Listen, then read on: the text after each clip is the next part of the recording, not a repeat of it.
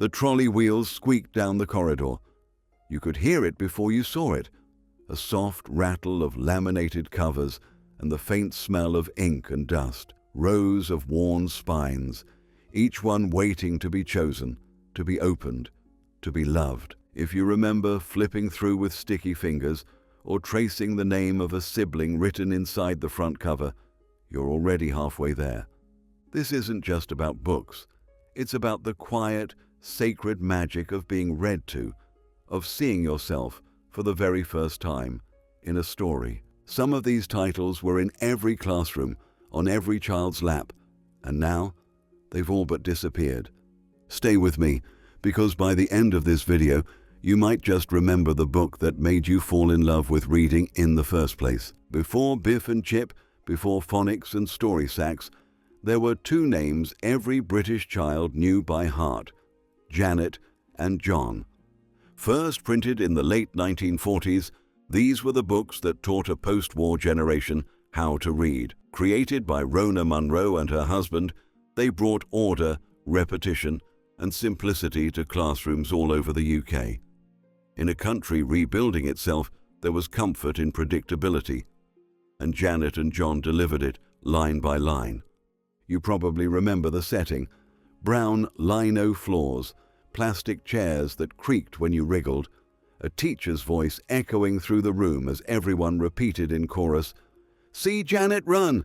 Run, Janet, run!"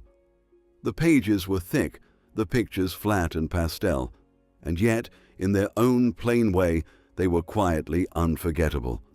The books felt safe, predictable. You knew exactly what Janet and John would do next, and in a chaotic world, that mattered. There was something strangely satisfying in their routines: brushing teeth, going to the shop, playing with Spot the dog. No magic, no dragons, just the ordinary, which, to a child, made it real. But by the 1980s, the world had changed. Critics said the books were classist, outdated, too steeped in white middle-class values. And slowly, the quiet rhythm of "See John Jump" disappeared from schools. Most children today have never heard of them.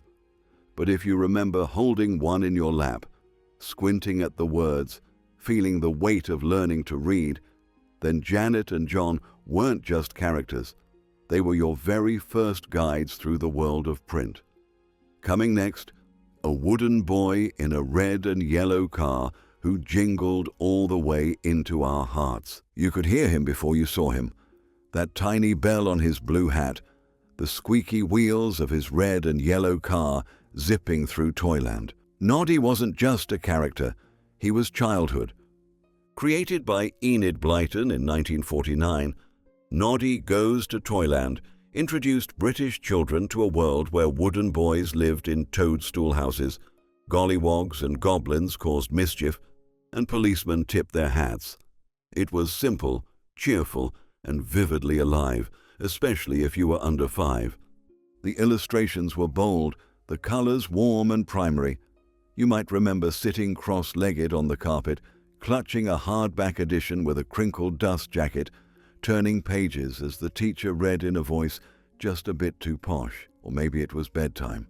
A quiet lamp, your thumb in your mouth, and the words, "Noddy was a very good little boy," echoing gently in your mind. He wasn't brave, or clever, or especially exciting, and that was the point. Noddy made mistakes. He got things wrong, and yet he was always forgiven, always loved. He made you feel like being small wasn't something to grow out of. It was something to be. But the world changed. By the 1990s, Noddy's universe was under scrutiny. Critics condemned its racial stereotypes, outdated gender roles, and sanitized vision of the British countryside. Edits were made. Whole characters disappeared. Toyland became unrecognizable. Modern children might know him from CGI reboots, but it's not the same. If you remember the original, the jingling hat, the friendly postman, the occasional goblin, you remember something gentler, a world where you were allowed to be little. Next up, A book that lived on every shelf, wrapped in hardback comfort. The Ladybird Well-Loved Tales. They sat in neat rows on bookshelves, their spines like little rainbow soldiers. Thick, hardback covers. That unmistakable glossy finish. If you grew up in Britain from the 60s through the 80s, chances are you owned one or all of the well-loved tales. Published by Ladybird, this series took the classic fairy tales, Cinderella, The Three Little Pigs, Rapunzel, and gave them a distinctly British sensibility. The language was formal, but the pictures? Oh, the pictures. Rich, painterly illustrations that felt more like oil paintings than children's art. Even now, you can remember the way the wolf looked. Not scary exactly, but serious. The pumpkin coach, the long braids of Rapunzel, the looming towers and dark forests. They lived in your imagination long after the story ended. Reading one felt like holding something important. They were small enough to fit in little hands, but carried the weight of tradition. Maybe you remember being curled up in bed while a parent reads slowly, pausing to show the picture, or reading it aloud to yourself, sounding out words under your breath, carefully turning each page like it was glass. And they weren't just for bedtime. They were everywhere. Doctors' waiting rooms, school libraries, birthday presents wrapped in tissue. They were part of the architecture of growing up, but somewhere along the line, they vanished. The stories were deemed too old-fashioned, the language too stiff for modern classrooms. Digital media surged forward, cartoons, tablets, animated retellings. And the Ladybird tales, once ever-present, quietly slipped out of sight. But if you ever ran your fingers over that smooth, glossy cover, if you can still remember the smell of those thick pages, then those tales haven't gone far. Next, two twins who didn't fight dragons. They went to the dentist, and we loved them for it. They weren't wizards or talking animals. They didn't ride broomsticks or battle trolls. And maybe that's why they felt so real. Topsy and Tim first appeared in 1960, created by Gene and Gareth Adamson, not to dazzle or escape, but to reflect. These cheerful, sensible twins did exactly what you did, went to school, got new shoes, visited the vet, helped with shopping. For generations of British children, that's what made them special. They lived in our world. You probably remember the look of the books. Wide, soft pages with calm illustrations. A color palette that felt like your own living room. Dull red carpets, yellow walls, the same school uniform you wore every Monday. You might remember reading Topsy and Tim Go to the Dentist the night before your appointment, clinging to the idea that if they could do it, so could you. They gave names to ordinary things. They made the scary parts of childhood, starting school, getting lost, having a tummy ache, seem less lonely. You didn't just read about Topsy and Tim. You were Topsy or Tim, depending on the day. They were like little anchors in a confusing world. But times changed. In the 2000s, the books were updated. More diversity, new art style, a CBeebies adaptation. For many, the essence remained. But for others, something quieter was lost. That slow, gentle stillness of the originals. The pages that looked like home.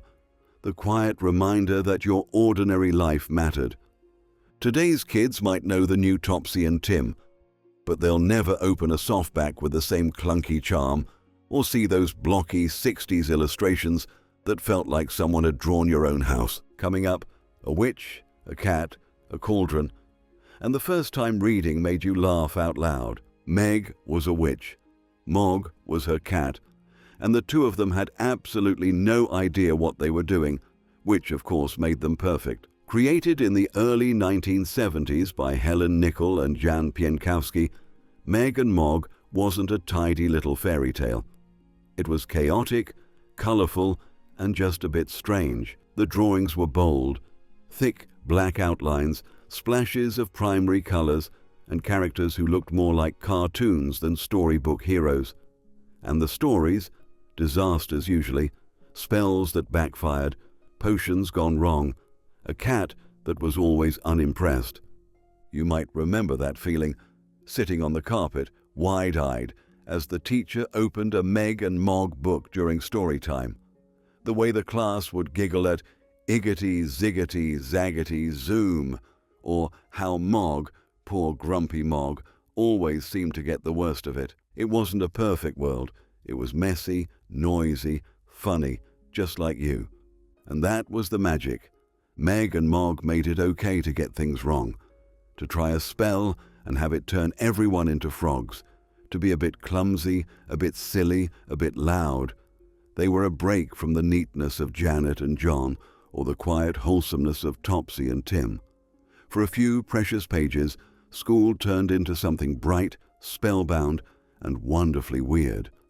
But somewhere along the way, Meg and Mog faded. They weren't flashy enough for modern screens, too simple for updated curriculums. The books still exist, but they're no longer a staple in classrooms or bedtime stacks. If you ever shouted that magic spell out loud, if you laughed when the cauldron exploded, then you remember a time when reading didn't have to behave. Next, not a spell but a color: red, green, blue. And the one reading scheme that felt like a ladder to somewhere big. They weren't just books, they were levels. Red, blue, green. Each one a step up. Each one a sign you were getting somewhere. The tricolor reading scheme, used widely in British primary schools throughout the 70s, 80s, and into the early 90s, wasn't flashy. It wasn't filled with fairy tales or wizards. It was functional, deliberately so. Each color-coded set built on the one before it, helping children learn through structure, repetition, and rising difficulty.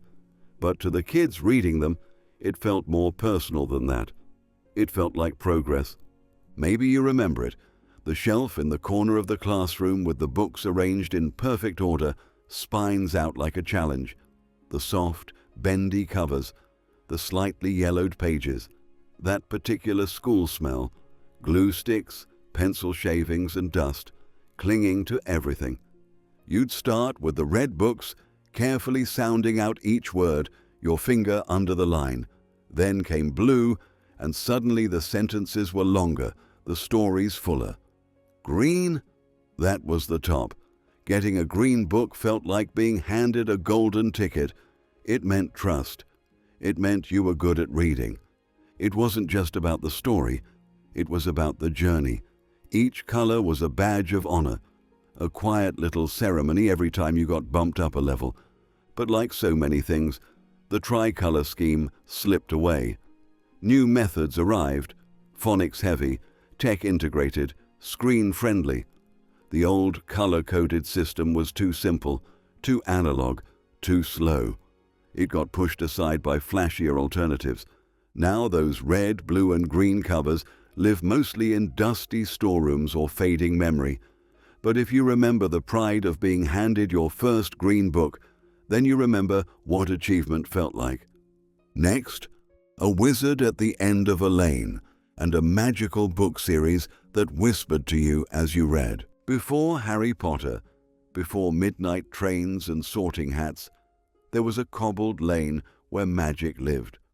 Quietly, softly, just a few pages at a time. Puddle Lane began in the mid-1980s as a television series on ITV, paired with a beautiful set of early readers published by Ladybird. Written by Sheila McCullough, the stories followed a mysterious old wizard and a cast of gentle characters who lived in and around a quaint little lane where strange things always seemed to happen. A talking cauldron here, a spell gone wrong there, but never anything too frightening. It was magic with manners. You might remember the feel of the books, split into two reading levels on the same page. The top half was simpler, for the child to read. The bottom, richer, more poetic prose for the adult to read aloud. It made story time feel shared, like a spell you were casting together. The artwork was dreamlike, soft lines, mossy greens, deep blues, the kind of illustrations you could stare at for minutes, letting your imagination wander into the shadows behind the houses or down the winding alleyways. Reading Puddle Lane didn't feel like reading. It felt like listening, like the book was whispering to you. It wasn't loud or fast or especially modern, and that, in the end, is why it disappeared. As literacy programs shifted to phonics and interactive screens, the gentle magic of Puddle Lane was quietly shelved. The TV series ended. The books, once carefully organized by colored covers, became harder to find. But if you ever opened one and felt that hush before something magical began, then you were there, and it never really leaves you. Next, not a wizard this time, but a park keeper with a gentle voice and a heart as soft as autumn leaves. There's a certain kind of quiet you only hear in the countryside, the rustle of leaves, the wind brushing the top of long grass, the creak of an old wooden gate. That's the sound of Percy the Park Keeper. Created by Nick Butterworth in the late 1980s, Percy wasn't magical or mischievous. He was something rarer. Kind, dressed in his green coat and wellies, Percy looked after the park and the animals who lived there with quiet care and endless patience. No shouting, no villains, just muddy boots, warm fires, and a sense that everything would be all right in the end. You might remember the illustrations first. Soft watercolors, misty hedgerows, the glow of candlelight in Percy's little shed. Each animal had its own personality, from the shy mole to the cheeky fox. The stories moved gently, no big climaxes, just small moments, a snowstorm, a lost acorn, a rainy day picnic. There was a special warmth to those pages. Maybe you read after the storm, tucked into bed while rain hit the windows, or maybe one snowy night became your go-to winter story, the kind that made you want to pull your duvet a little tighter. Percy taught more than reading. He taught gentleness, compassion, the kind of quiet heroism that rarely makes headlines but always matters. But as story time sped up, as animation took over and books got louder, Percy stepped quietly into the background. You can still find the books. They've never quite gone, but they're not the mainstay they once were. And fewer classrooms seem to make space for that kind of slowness now. Still, if you ever wished you could crawl into that warm little shed with the kettle on and the animals all safe, Percy's still with you. Next up, muddy knees, lost toys, a little sister, and stories that looked a lot like your own life. Alfie didn't save the world. He didn't solve mysteries or go on wild adventures. He just lost his shoe, dropped his bucket, waited for the front door to open, and that's why we loved him. Created by Shirley Hughes in the 1970s, the Alfie books, and later Annie Rose, captured ordinary childhood with extraordinary warmth. There was no magic in these stories, no talking animals or cartoonish villains. Just life as it really was. Spilt milk, sticky hands, days at nursery, trips to the shops in wellies that were always slightly too big. You might remember the way the books looked, soft, textured illustrations that felt more like family photo albums than storybooks. The rooms were cluttered, the jumpers were woolly, the mums had tired eyes and bags of shopping. You could almost smell the toast. Shirley Hughes didn't romanticize childhood, she honored it, and for that, the books felt like home. Annie Rose didn't even talk in most of the stories. She just toddled along, mouthing words, chewing her toys. But if you had a sibling, or were the younger one, she felt instantly familiar. Alfie, with his wide eyes and quiet worries, gave space to all the little feelings you couldn't quite name. Fear, jealousy, pride, relief, all tucked inside stories where not much happened, and yet everything did. But as publishing grew flashier and books leaned toward fast-paced humor or blockbuster fantasy, Alfie and Annie Rose were gradually pushed to the edges. They're still in print, still cherished, but less visible, less chosen. And yet, if you ever looked at one of those illustrations and thought, "That's my kitchen," or "That's how my dad ties my shoelaces," then those stories never left you. Next, a postman, a pile of tiny letters, and the book that made mail feel like magic. It didn't just tell you a story, it handed it to you. Envelope by envelope, letter by letter. The Jolly Postman was more than a book. It was an experience. Published in 1986 by Janet and Alan Alberg, The Jolly Postman was a quiet revolution in children's storytelling. Each page followed a cheerful postman on his bicycle, delivering mail to the most familiar names in fairy tale land.